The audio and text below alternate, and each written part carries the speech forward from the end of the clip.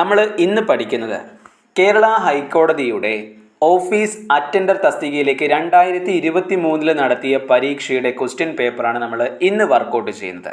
കേരള ഹൈക്കോടതിയുടെ office attender പരീക്ഷ 25/6/2023 നടന്നിരുന്നത്. ആ ഒരു പരീക്ഷയുടെ ക്വസ്റ്റ്യൻ പേപ്പറാണ് നമ്മൾ ഇന്ന് വർക്കൗട്ട് ചെയ്യുന്നത്. അപ്പോൾ നമുക്ക് നേരെ ക്ലാസ്സിലേക്ക് കടക്കാം. ഇന്നത്തെ ക്ലാസ്സിൽ നമ്മൾ മുഴുവനായിട്ട് GK ക്വസ്റ്റ്യൻസ് ആണ് കവർ ചെയ്യാൻ വേണ്ടി പോകുന്നത്. ഇവിടെ നിങ്ങൾ ആദ്യം മനസ്സിലാക്കേണ്ട കാര്യം, ക്വസ്റ്റ്യൻ നിങ്ങൾക്ക് ഇംഗ്ലീഷിലും ലഭിക്കും, മലയാളത്തിലും ലഭിക്കും. അതായത് ആദ്യം നിങ്ങൾക്ക് ഇംഗ്ലീഷിൽ ക്വസ്റ്റ്യൻ കാണാൻ സാധിക്കും, അതിന് തൊട്ട് താഴെ തന്നെ മലയാളത്തിലും ക്വസ്റ്റ്യൻസ് ലഭിക്കുന്നതാണ്. കാരണം ഇന്ത്യയിലെ എല്ലാ ഉദ്യോഗാർത്ഥികൾക്കും ഈ ഒരു പരീക്ഷ എഴുതാൻ സാധിക്കുന്നതാണ്. കേരളത്തിലെ ഉദ്യോഗാർത്ഥികൾക്ക് മാത്രമല്ല ഈ ഒരു പരീക്ഷ എഴുതാൻ സാധിക്കുക. അതുകൊണ്ട് തന്നെ ഇംഗ്ലീഷിലും മലയാളത്തിലും ഈ ഒരു പരീക്ഷ ലഭിക്കുന്നതാണ്. നമുക്ക് ആദ്യത്തെ ക്വസ്റ്റ്യനിലേക്ക് കടക്കാം.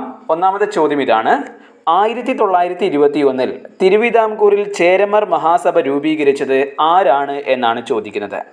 1921 തിരുവിതാംകൂറിൽ ചേരമർ മഹാസഭ സ്ഥാപിച്ചത് ആരാണ്? 4 ഓപ്ഷനുകളാണുള്ളത്: പാമ്പാടി ജോൺ ജോസഫ്, അയ്യത്താൻ ഗോപാലൻ, പണ്ഡിറ്റ് കറുപ്പൻ, സി കൃഷ്ണൻ. ഏതാണ് ശരിയായിട്ടുള്ള ആൻസർ?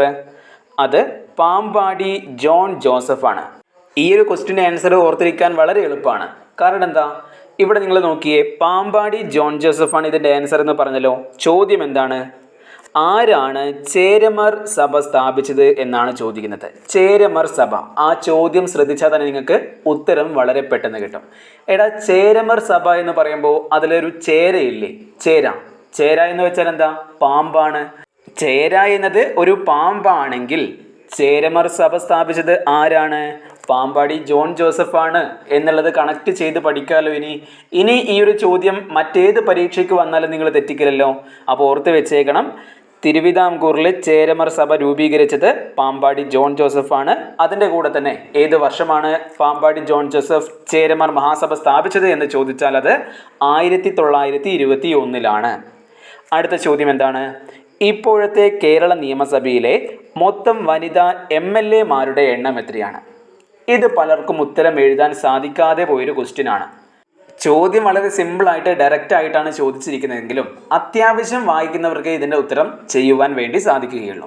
ഏതാണ് ശരിയായിട്ടുള്ള ആൻസർ? 4 ഓപ്ഷനുകളാണ് ഇവിടെയുള്ളത്: 8, 10, 12, 14. ശരിയായിട്ടുള്ള ആൻസർ എന്ന് പറയുന്നത് 12 ആണ്. നിലവിൽ നിയമസഭയിലെ മൊത്തം വനിതാ MLA-മാരുടെ എണ്ണം എന്ന് പറയുന്നത് 12 ആണ്.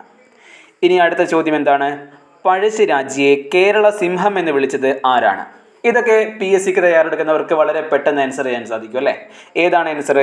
പഴശ്ശിരാജയെ കേരള സിംഹം എന്ന് വിശേഷിപ്പിച്ചത് അല്ലെങ്കിൽ വിളിച്ചത് ആരാണ് എന്ന് ചോദിച്ചാൽ അത് സർദാർ KM പണിക്കർ ആണ്. നിങ്ങൾക്ക് ഓപ്ഷൻ കണ്ടാൽ മനസ്സിലാക്കാം.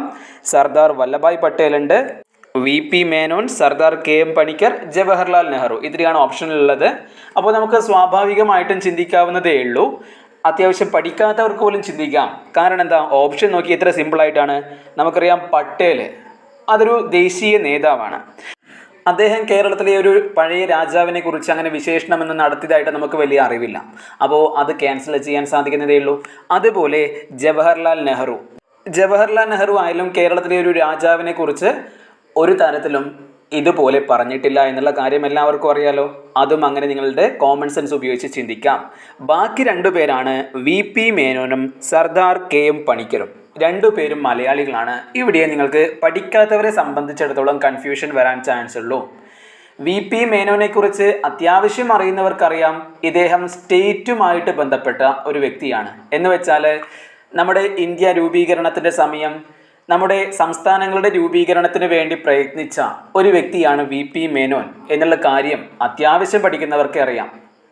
ബാക്കിയുള്ളത് സാഹിത്യപരമായിട്ട് നോക്കുകയാണെങ്കിൽ സർദാർ KM പണിക്കരാണ്. അദ്ദേഹമേ ഇത് വിശേഷിപ്പിക്കൂ എന്ന രീതിയിലേക്ക് നമുക്ക് ചിന്തിക്കാൻ സാധിക്കുന്നതേ ഉള്ളൂ. ഇത് പഠിക്കാത്തവരോടാണ് പറഞ്ഞത്.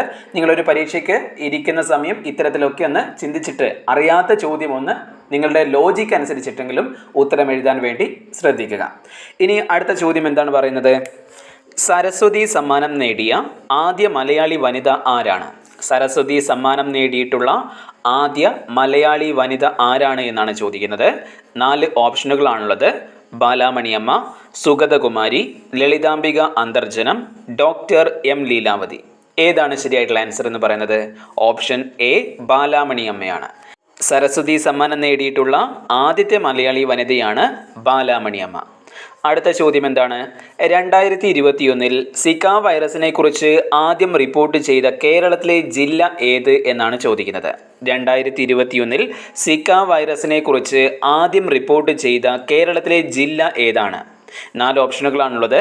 തൃശ്ശൂർ, തിരുവനന്തപുരം, എറണാകുളം, കോഴിക്കോട്. ഇത് അന്നത്തെ കറണ്ട് അഫയേഴ്സുമായിട്ട് ബന്ധപ്പെട്ട് വന്നൊരു ചോദ്യമാണ്. ഏതാണ് ശരിയായിട്ടുള്ള ആൻസർ എന്ന് പറയുന്നത്? തിരുവനന്തപുരമാണ്. 2021 സിക്ക വൈറസിനെ കുറിച്ച് ആദ്യം റിപ്പോർട്ട് ചെയ്ത കേരളത്തിലെ ജില്ല ഏത് എന്ന് ചോദിച്ചാൽ അത് തിരുവനന്തപുരമാണ്. ശബ്ദസുന്ദരൻ എന്നറിയപ്പെടുന്ന മലയാള കവി ആരാണ്? ശബ്ദസുന്ദരൻ എന്നറിയപ്പെടുന്ന മലയാള കവി ആരാണ് എന്നാണ് ചോദിക്കുന്നത്. 4 ഓപ്ഷനുകളാണുള്ളത്. Ulloor S Parameswara Iyer, Kumaranasan, G Sankarakurup. ഏതാണ് ശരിയായിട്ടുള്ള ആൻസർ? ശബ്ദസുന്ദരൻ എന്നറിയപ്പെടുന്ന മലയാള കവി വള്ളത്തോൾ നാരായണ മേനോനാണ്. വള്ളത്തോൾ നാരായണ മേനോനാണ് ശബ്ദസുന്ദരൻ എന്ന് അറിയപ്പെടുന്നത്. നിങ്ങളിവിടെ ശ്രദ്ധിക്കേണ്ട കാര്യം എന്താണെന്ന് വെച്ചാൽ ബാക്കിയുള്ള 3 ഓപ്ഷനുകളുണ്ടല്ലോ. ആരൊക്കെയാണ്?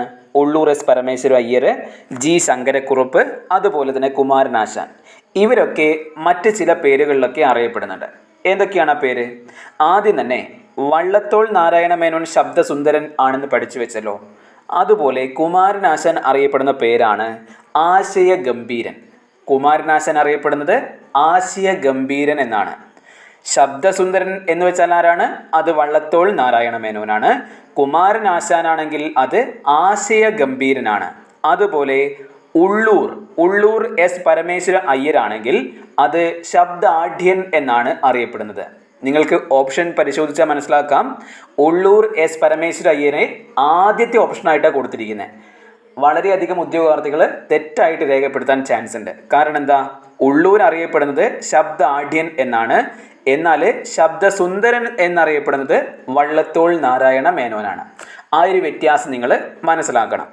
ഇനി അടുത്തതായിട്ട് ജി ശങ്കരക്കുറുപ്പ് ഏതു പേരിലാണ് അറിയപ്പെടുന്നത് എന്ന് ചോദിച്ചാൽ അത് ദാർശനിക കവി എന്ന പേരിലാണ്. ദാർശനിക കവി എന്നറിയപ്പെടുന്നത് ജി ശങ്കരക്കുറുപ്പാണ്. ശബ്ദസുന്ദരനാണെങ്കിൽ വള്ളത്തോളാണ്, ആശയഗംഭീരനാണെങ്കിൽ കുമാരനാശാനാണ്, ശബ്ദാഢ്യൻ ആണെങ്കിൽ ഉള്ളൂരാണ്. അപ്പോൾ തെറ്റാതെന്ന് പഠിച്ചു വെച്ചേക്കണം. ദാർശനിക കവി ജി ശങ്കരക്കുറുപ്പ്, ശബ്ദസുന്ദരൻ വള്ളത്തോൾ നാരായണ മേനോൻ, ആശയഗംഭീരൻ കുമാരനാശാൻ, ശബ്ദാഢ്യൻ ഉള്ളൂര്. ഇനി ഇത് തെറ്റിക്കില്ലല്ലോ. ഈ ഒരു കാര്യങ്ങളൊക്കെ ഇനി വരാൻ പോകുന്ന പരീക്ഷകൾക്ക് വീണ്ടും ആവർത്തിക്കുന്നതാണ്. ഇതും ചോദിക്കാം, അല്ലെങ്കിൽ ഇതിൻ്റെ റിലേറ്റഡ് കണ്ടന്റും ചോദിക്കാം. അതുകൊണ്ട് തന്നെ ഇത് നിർബന്ധമായിട്ടും പഠിച്ചിട്ട് മാത്രം മുന്നോട്ട് പോകുവാൻ വേണ്ടി ശ്രദ്ധിക്കുക. നമുക്ക് നേരെ അടുത്ത ചോദ്യത്തിലേക്ക് കടക്കാം. അടുത്ത ചോദ്യം എന്താണ്? ട്രാൻസ്ജെൻഡർ അത്ലറ്റിക് മീറ്റ് സംഘടിപ്പിച്ച ആദ്യത്തെ ഇന്ത്യൻ സംസ്ഥാനം ഏതാണ് എന്നാണ് ചോദിക്കുന്നത്. ഇന്ത്യയിൽ ആദ്യമായിട്ട് ട്രാൻസ്ജെൻഡർ അത്ലറ്റിക് മീറ്റ് സംഘടിപ്പിച്ചത് ഏത് സംസ്ഥാനമാണ്? ഏതാണ് ആ സംസ്ഥാനം? 4 ഓപ്ഷനുകളാണുള്ളത്.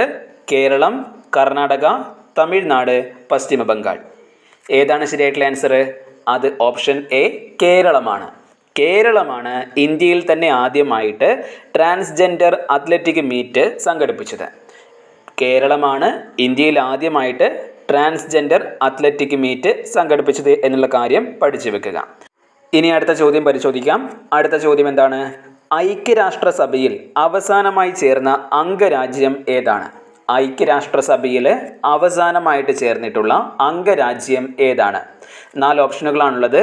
സ്വിറ്റ്സർലാൻഡ്, കിഴക്കൻ ടൈമൂർ, ദക്ഷിണ സുഡാൻ, മോണ്ടിനിഗ്രോ. ഏതാണ് ശരിയായിട്ടുള്ള ആൻസർ? അത് ഓപ്ഷൻ സി ദക്ഷിണ സുഡാൻ ആണ്. ദക്ഷിണ സുഡാൻ അവസാനമായിട്ട് ചേർന്നത് 2011 2011 ദക്ഷിണ സുഡാൻ അവസാനമായിട്ട് ഐക്യരാഷ്ട്രസഭയിൽ അംഗമാകുന്നത്. അപ്പോൾ പഠിച്ചു വെച്ചേക്കണം. ഐക്യരാഷ്ട്രസഭയിൽ അവസാനമായി ചേർന്ന അംഗരാജ്യം ഏത്? അത് ദക്ഷിണ സുഡാനാണ്. ഏത് വർഷമാണ് ദക്ഷിണ സുഡാൻ ഐക്യരാഷ്ട്രസഭയിൽ ജോയിൻ ചെയ്തത് എന്ന് ചോദിച്ചാൽ അത് 2011. ഇനി അടുത്ത ചോദ്യം പരിശോധിക്കാം. ചോദ്യം ഇതാണ്: ഗാന്ധിജി എത്ര പ്രാവശ്യം കേരളം സന്ദർശിച്ചിട്ടുണ്ട്? ഗാന്ധിജി എത്ര പ്രാവശ്യം കേരളം സന്ദർശിച്ചിട്ടുണ്ട് എന്നാണ് ചോദിക്കുന്നത്. എത്ര പ്രാവശ്യം സന്ദർശിച്ചിട്ടുണ്ട്? 4 ഓപ്ഷനുകളാണുള്ളത്. 2, 3, 4, 5. ഒന്ന് ആലോചിച്ച് നോക്കിയേ. ഗാന്ധിജി ആദ്യം വന്നത് 1920 രണ്ടാമത് വന്നത് 1925-ലാണ്. മൂന്നാമത് വന്നത് 1927-ലാണ്. നാലാമത് വന്നത് 1934-ലാണ്. അഞ്ചാമത് വന്നത് 1937-ലാണ്. പിന്നീട് വന്നിട്ടുണ്ടോ? ഇല്ല. 1937-ലാണ് ഗാന്ധിജി അവസാനമായിട്ട് വന്നിരിക്കുന്നത്. അങ്ങനെ ടോട്ടലായിട്ട് 5 തവണയാണ് ഗാന്ധിജി കേരളത്തിൽ വന്നിട്ടുള്ളത്. അപ്പോൾ ആ കാര്യമൊന്ന് പഠിച്ചു വെച്ചേക്കുക. 1920 മുതൽ 1937 വരെ ഗാന്ധിജി 5 തവണയാണ് കേരളം സന്ദർശിച്ചിട്ടുള്ളത്. അപ്പോൾ ഈ ഒരു കാര്യം പഠിക്കുമ്പോൾ നിങ്ങൾ ഇതിൻ്റെ കൂടെ തന്നെ ആ വർഷം ഒന്നും കൂടെ കണക്ട് ചെയ്ത് പഠിച്ചേക്കണം. അതായത് 5 തവണയാണ് വന്നത്, അത് ഏതൊക്കെ വർഷങ്ങളിലാണ് എന്ന് ചോദിക്കാം.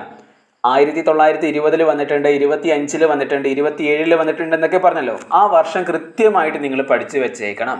കാരണം ഇനിയുള്ള പരീക്ഷയ്ക്ക് ചിലപ്പോൾ വർഷമായിരിക്കാം ചോദിക്കുന്നത്. നിങ്ങൾ ഈ ഒരു വർഷം പഠിക്കാൻ വലിയ പ്രയാസമൊന്നുമില്ല. നിങ്ങൾ ജസ്റ്റ് ഒരു കാര്യം മാത്രം ഓർത്താൽ മതി. ആദ്യം നിങ്ങൾ 1920-ലും 1925-ലും കേരളത്തിൽ വന്നിട്ടുണ്ട് എന്നുള്ള കാര്യം ഓർത്ത് വെച്ചേക്കണം. ആ 2 കാര്യങ്ങൾ ഓർത്താൽ ആ 2 കാര്യങ്ങൾ എല്ലാവർക്കും ഓർക്കാൻ സാധിക്കും. 1920-ലും വന്നിട്ടുണ്ട്, 25-ലും വന്നിട്ടുണ്ട്. അത് ആർക്കും ഡൗട്ടില്ലാത്ത ഏരിയ ആണ്. എന്നാൽ അതിനുശേഷം എപ്പോഴൊക്കെ വന്നിട്ടുണ്ട് എന്നുള്ള കാര്യം പലർക്കും സംശയമാണ്. ആ സംശയം നിങ്ങൾക്ക് ഇനി ഉണ്ടാവില്ല. ഇനി അവിടെ സംശയമൊന്നുമില്ലാതെ തെറ്റാതെ പഠിക്കാനായിട്ടൊരു കോഡ് പറഞ്ഞു തരാം. നിങ്ങളൊന്ന് ശ്രദ്ധിച്ചിരുന്നേക്ക്. വളരെ പെട്ടെന്ന് ഈ ഒരു കോഡ് ഞാൻ പറഞ്ഞുതരാം നിങ്ങൾക്ക്. വളരെ സിമ്പിളാണ്. 1920-ലാണ് ആദ്യമായിട്ട് ഗാന്ധിജി കേരളത്തിൽ വന്നത്. രണ്ടാമതായിട്ടോ 1925-ലാണ്. ഈ 2 കാര്യങ്ങൾ എല്ലാവർക്കും ഓർമ്മയുണ്ടാകും. എന്നാൽ മൂന്നാമത് എപ്പോഴാണ് വന്നത്, നാലാമത് എപ്പോഴാണ് വന്നത്, അഞ്ചാമത് എപ്പോഴാണ് വന്നത്, ആ കാര്യങ്ങളിൽ ഡൗട്ട് ഉണ്ടാകും.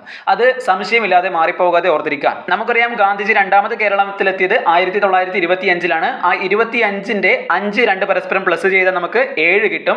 ആ 7 അടുത്ത വർഷത്തിന്റെ അവസാനത്ത് ഇട്ട് കൊടുക്കുക. അതായത് 1927. അപ്പോൾ ഗാന്ധിജി മൂന്നാമതെത്തിയത് 1927-ലാണ്. ഇനി 1927-ന്റെ അവസാനത്തെ 2 അക്കങ്ങൾ 7ഉം 2ഉം പരസ്പരം ഗുണിക്കുക. 7ഉം 2 ഗുണിച്ചാൽ നമുക്ക് 14 കിട്ടും. ആ 14ന്റെ ഏറ്റവും അവസാനം 4ആണ്. ആ 4 എവിടെ ഇട്ട് കൊടുക്കണം? അടുത്ത വർഷത്തിന്റെ അവസാനം ഇട്ട് കൊടുക്കണം. അതായത് 1934. ഇനി ഗാന്ധിജി ഏറ്റവും അവസാനമായും 5ാമതായും കേരളത്തിൽ വന്നത് എപ്പോഴാണെന്ന് ചോദിച്ചാൽ 1934-ന്റെ 3ഉം 4ഉം പരസ്പരം പ്ലസ് ചെയ്താൽ മതി, നമുക്ക് 7 കിട്ടും. അപ്പോൾ 1937 ഒരു സംശയവുമില്ലാതെ നമുക്ക് എഴുതാൻ സാധിക്കും. അപ്പോൾ ഈ ഒരു കാര്യം എല്ലാവർക്കും വ്യക്തമായിട്ട് മനസ്സിലായെന്ന് വിശ്വസിക്കുന്നു. നമുക്ക് അടുത്ത ചോദ്യത്തിലേക്ക് കടക്കാം. അടുത്ത ചോദ്യം എന്താണ്?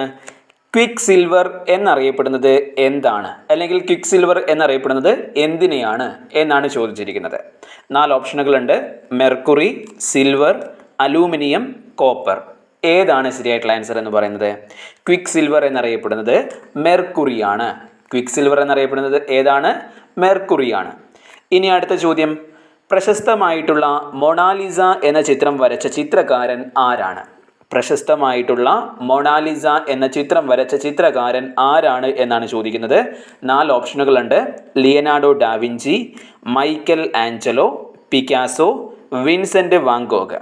ഏതാണ് ശരിയായിട്ടുള്ള ആൻസർ എന്ന് പറയുന്നത്? Option A Leonardo ഡാവിഞ്ചിയാണ്.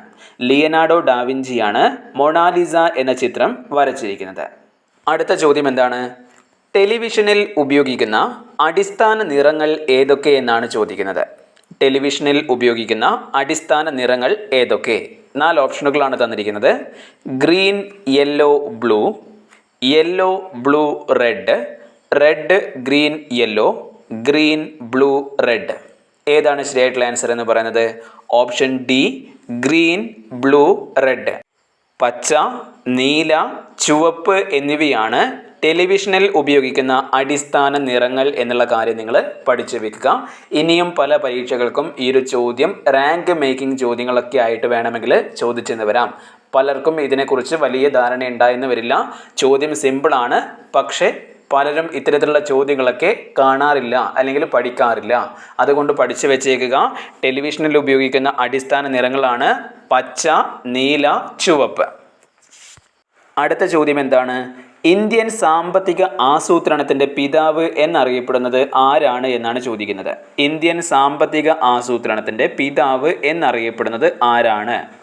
Dadabhai Naoroji, Jawaharlal Nehru, M Visvesvaraya, Mahal നോബിസ് എന്നിങ്ങനെ 4 ഓപ്ഷനുകൾ തന്നിട്ടുണ്ട്. ഏതാണ് ശരിയായിട്ടുള്ള ആൻസർ? നിങ്ങൾക്കിവിടെ സംശയമായിട്ട് വരാൻ പോകുന്നത് ഒന്ന് ദാദാഭായ് നവറോജി, എക്കണോമിക്സുമായിട്ട് ബന്ധപ്പെട്ടതുകൊണ്ട് തന്നെ ദാദാഭായ് നവറോജിയെ സംശയം വരാം. 2 എം വിശ്വേശ്വരയ്യ, 3 മഹൽനോബിസ്. ജവഹർലാൽ നെഹ്റുവിനെ നിങ്ങൾക്ക് സംശയം വരാനുള്ള ഒരു സാധ്യതയും ഞാൻ കാണുന്നില്ല. ബാക്കിയുള്ള 3 പേരെയും നിങ്ങൾക്ക് സംശയം വരാം. പഠിച്ചവർക്ക് പക്ഷേ നേരിട്ട് ഉത്തരത്തിലേക്ക് എത്താനും സാധിക്കും. ഏതാണ് ശരിയായിട്ടുള്ള ആൻസർ എന്ന് പറയുന്നത്? ഓപ്ഷൻ സി, എം വിശ്വേശ്വര അയ്യയാണ്. എം വിശ്വേശ്വര അയ്യയാണ് ഇന്ത്യൻ സാമ്പത്തിക ആസൂത്രണത്തിൻ്റെ പിതാവ് എന്നറിയപ്പെടുന്നത്. ഇന്ത്യൻ സാമ്പത്തിക ആസൂത്രണത്തിൻ്റെ പിതാവാണ് ചോദിക്കുന്നത്. ഇവിടെ നിങ്ങൾ വളരെയധികം ശ്രദ്ധിക്കേണ്ട ആവശ്യകതയുണ്ട്. ചെറിയൊരു വാക്ക് മാറിയാൽ ആൾ മാറും. ആ ഒരു കാര്യം നിങ്ങൾ ശ്രദ്ധിക്കുക. ഇന്ത്യൻ സാമ്പത്തിക ആസൂത്രണത്തിൻ്റെ പിതാവ് ആരെന്ന് ചോദിച്ചാൽ അത് എം വിശ്വേശ്വരയ്യയാണ്.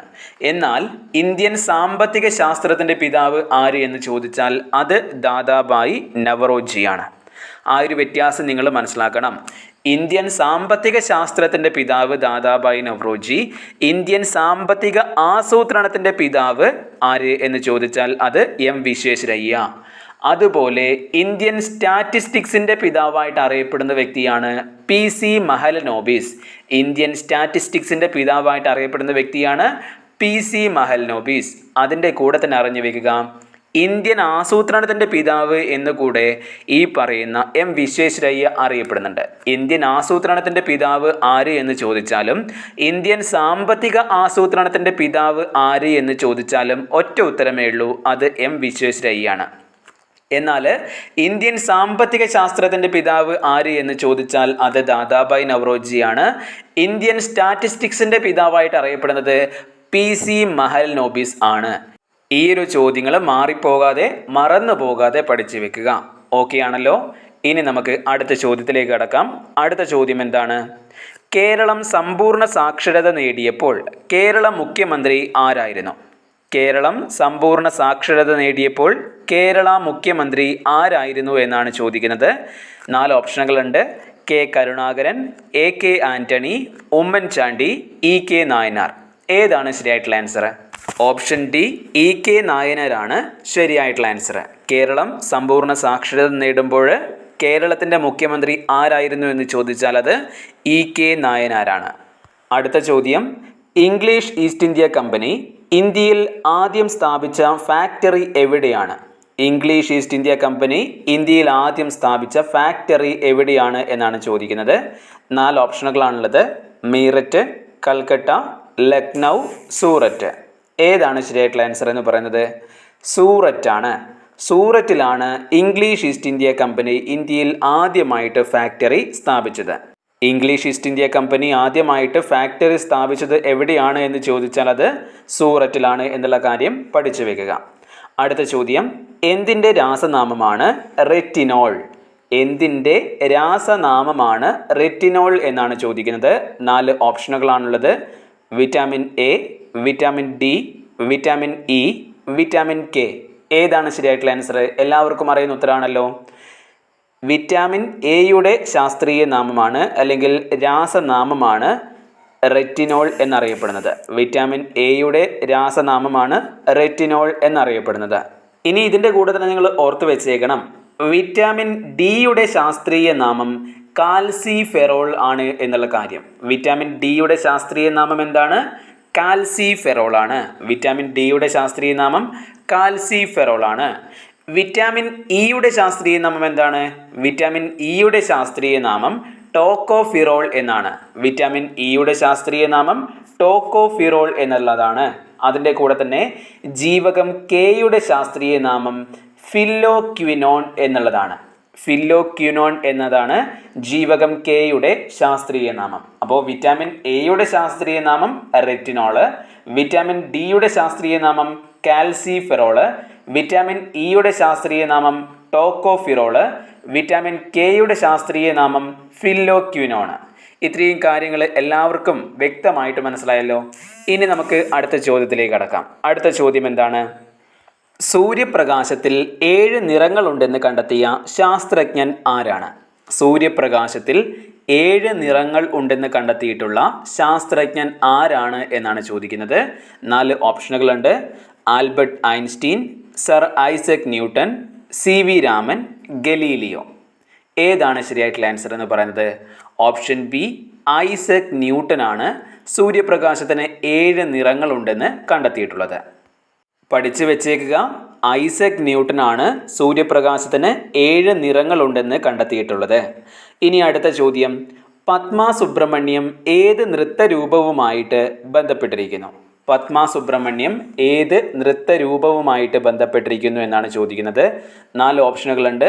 കുച്ചിപ്പുടി, കഥകളി, ഭരതനാട്യം, മോഹിനിയാട്ടം. ഏതാണ് ശരിയായിട്ടുള്ള ആൻസർ എന്ന് പറയുന്നത്? ഓപ്ഷൻ സി ഭരതനാട്യമാണ് ശരിയായിട്ടുള്ള ആൻസർ. പത്മ സുബ്രഹ്മണ്യം ഏത് നൃത്തരൂപവുമായിട്ട് ബന്ധപ്പെട്ടിരിക്കുന്നു? പത്മ സുബ്രഹ്മണ്യം ഭരതനാട്യവുമായിട്ടാണ് ബന്ധപ്പെട്ടിരിക്കുന്നത്. അടുത്ത ചോദ്യത്തിലേക്ക് കടക്കാം. ജാർഖണ്ഡ് സംസ്ഥാനത്തിൻ്റെ തലസ്ഥാനം ഏതാണ് എന്നാണ് അടുത്തതായിട്ട് ചോദിക്കുന്നത്. ജാർഖണ്ഡ് സംസ്ഥാനത്തിൻ്റെ തലസ്ഥാനം ഏതാണ്? 4 ഓപ്ഷനുകൾ തന്നിട്ടുണ്ട്.